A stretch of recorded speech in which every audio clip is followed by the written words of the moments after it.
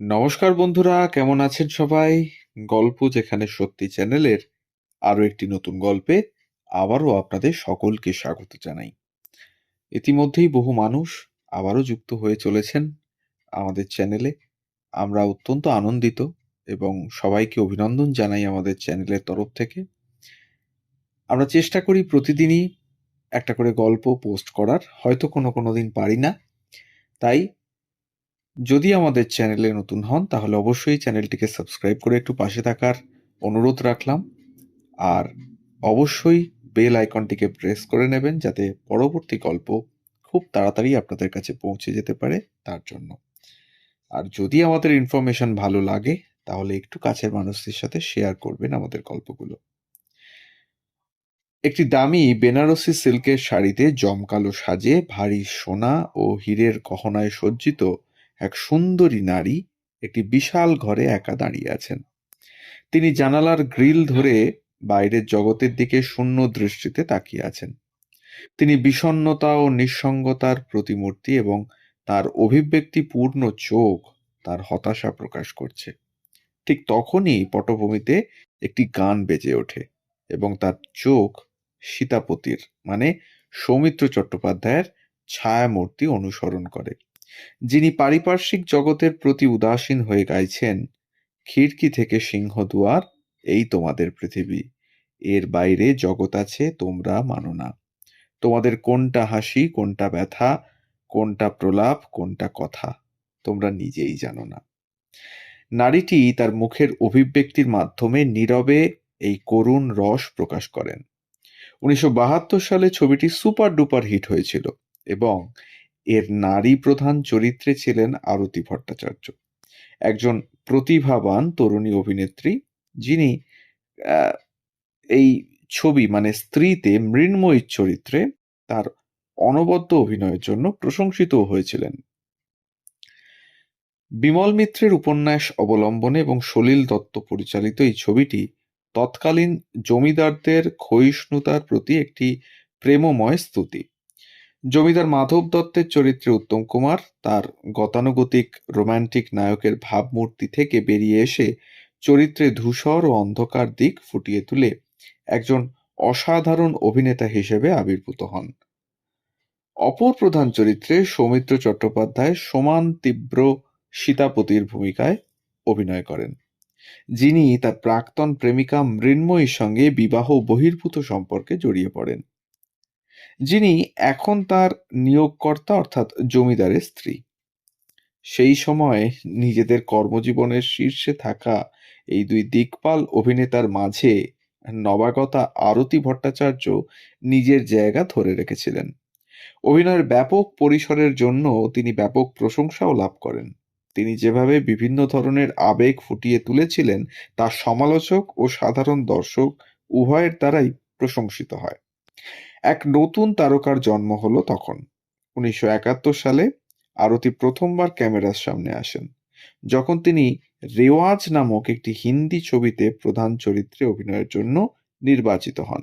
কিন্তু ছবিটি মাঝপথে পরিত্যক্ত হয় এবং আর আলোর মুখ দেখেননি কখনো।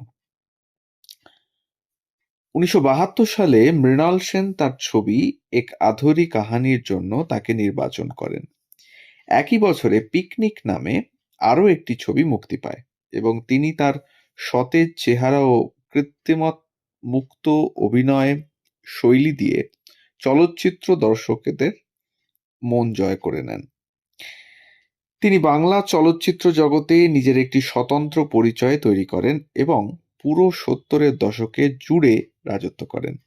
তার কর্মজীবনের গ্রাফ ক্রমাগত ঊর্ধ্বমুখী ছিল এবং তিনি 80-র দশকের মাঝামাঝি পর্যন্ত প্রধান চরিত্রে অভিনয় চালিয়ে যান। এরপর তিনি বিয়ে করেন এবং অভিনয় থেকে অবসর নেওয়ার সিদ্ধান্ত নেন, যদিও তখনও বাংলা চলচ্চিত্র জগতে তার রাজত্ব অটুট ছিল। তবে চলচ্চিত্রের সঙ্গে আরতির সম্পর্ক এখানেই শেষ হয়ে যায়নি। তিনি ভোজপুরি চলচ্চিত্রে পরিচালনা ও চিত্রনাট্য রচনা সহ অন্যান্য ক্ষেত্রেও কাজ শুরু করেন। এখন 70-এর কোঠায় এসেও এক সময়ের এই প্রাণবন্ত অভিনেত্রী অবিচলভাবে তার পছন্দের কাজটি করে চলেছেন। তিনি একজন অত্যন্ত প্রশংসিত প্রবীণ লেখিকা ও জনপ্রিয় ভোজপুরি চলচ্চিত্র জগতে চিত্রনাট্যকার হিসেবেও এক উল্লেখযোগ্য নাম। তার চলচ্চিত্র জীবনে আরতি তার সময়ের সেরা কিছু পরিচালক ও অভিনেতাদের সঙ্গে কাজ করেছেন। একজন প্রশিক্ষিত কত্থক নৃত্যশিল্পী হিসেবে তিনি সত্যজিৎ রায়ের কলকাতা ট্রিলজি সিরিজের শেষ চলচ্চিত্র জন অরণ্যতে তার সঙ্গে কাজ করেন। জনপ্রিয় ঔপন্যাসিক মণিশঙ্কর মুখোপাধ্যায়, মানে যাকে আমরা শঙ্কর নামে চিনি, যিনি সম্প্রতি আমাদের ছেড়ে চলে গেছেন, তার উপন্যাস অবলম্বনে নির্মিত এই চলচ্চিত্রটি 1970-এর দশকের উত্তাল দিনগুলোকে চিত্রিত করে, যে সময়টি ছিল ভারতের সামাজিক রাজনৈতিক ইতিহাসে সবচেয়ে বিতর্কিত এবং হতাশাজনক দশক। এই দশকে দেশ দারিদ্র্যের কবলে পড়েছিল, বেকারত্বের হার ছিল উদ্বেগজনকভাবে বেশি এবং শিক্ষা ব্যবস্থা ছিল ত্রুটিপূর্ণ ও অপ্রয়োজনীয়। চলচ্চিত্রটিকে সাধারণত রায়ের চলচ্চিত্র জীবনের অন্যতম অন্ধকারাচ্ছন্ন এবং হতাশাবাদী কাজ হিসেবে বিবেচনা করা হয়। প্রখ্যাত আমেরিকান চলচ্চিত্র সমালোচক ও লেখক দ্য শিকাগো রিডারের জোনাথন রোজেনবাম এটিকে আমার দেখা রের, মানে সত্যজিৎ রায়ের, যে কোনো চলচ্চিত্রের মধ্যে সেরা অভিনয় এবং এমন একটি পরিবেশ যা আপনাকে বিলি ওয়াইল্ডারের দ্য অ্যাপার্টমেন্ট এবং জন ক্যাসাবেটিসের ফোর্সেস উভয়ের কথাই মনে করিয়ে দিতে পারে বলে মনে করেছেন। আরতির অভিনয় জীবন ১.৫ দশক ধরে বিস্তৃত ছিল, কিন্তু এই স্বল্প সময়ে তিনি বাংলায় ৫০টিরও বেশি পূর্ণদৈর্ঘ্য চলচ্চিত্রে অভিনয় করেন।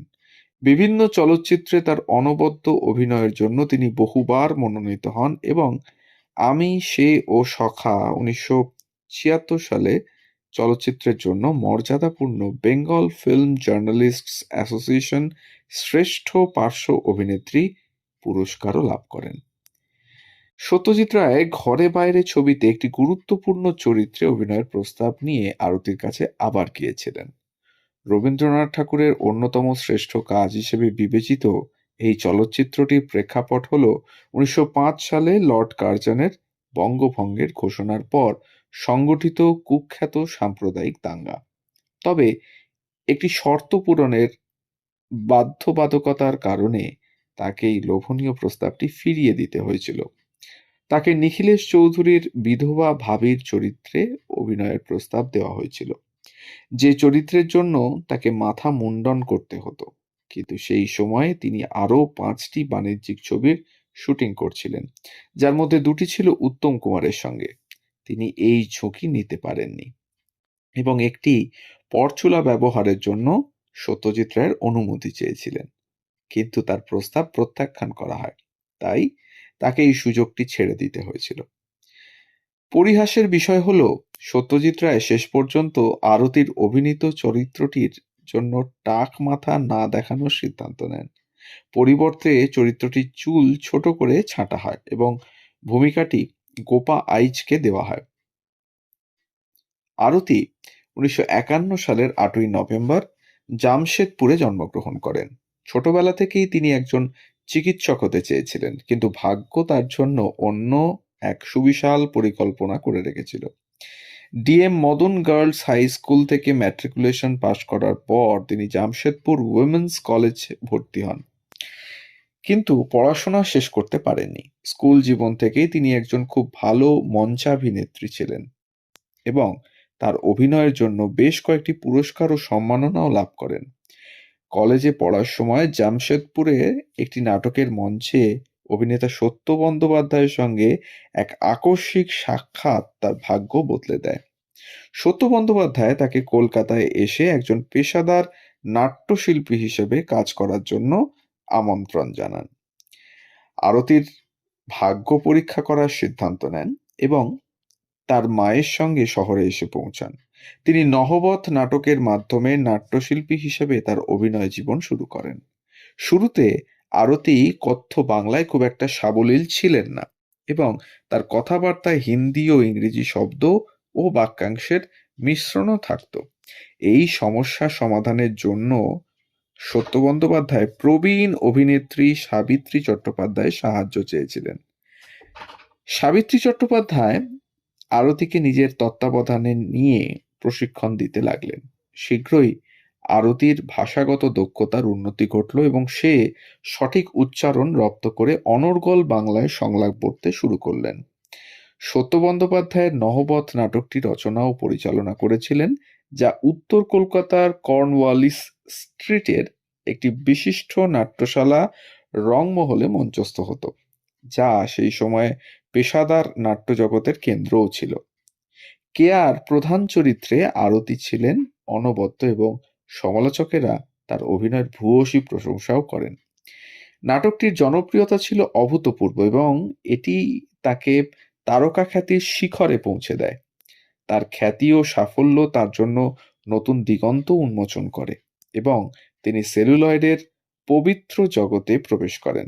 মৃণাল সেনের এক আধুরি কাহানি ছবিতে প্রধান অভিনেত্রী হিসেবে সুযোগ পাওয়ার পর তিনি শীঘ্রই বড় তারকাদের কাতারে যোগ দেন এবং নিজের শর্তে অচেনা জগৎ জয় করেন।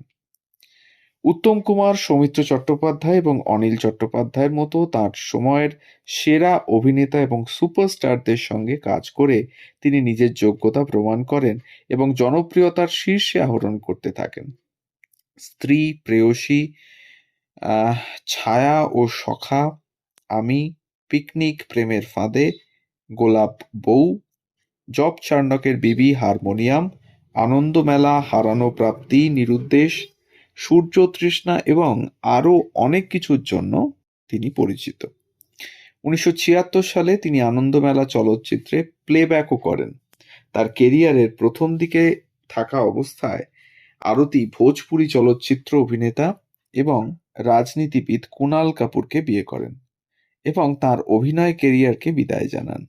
তার দ্বিতীয় ইনিংস কম আকর্ষণীয় নয়। 1987 সালে তিনি মাসুকা নামে একটি হিন্দি রোমান্টিক কমেডি পরিচালনা করেন। এরপর 1988 সালে তার পরিচালিত দাঙ্গাবাজ বালমা ছবির মাধ্যমে তিনি ভোজপুরি চলচ্চিত্রেও পা রাখেন।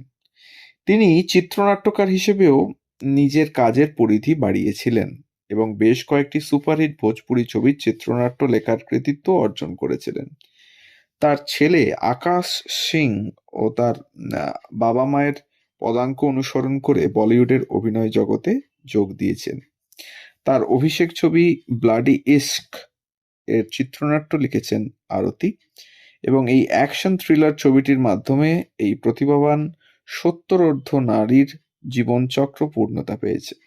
কিন্তু নিজের অর্জনে সন্তুষ্ট না থেকে আরতি এখন সক্রিয় এবং ভোজপুরি চলচ্চিত্র জগতে একজন সফল চিত্রনাট্যকার হিসেবে তার যাত্রা অব্যাহত রেখেছেন।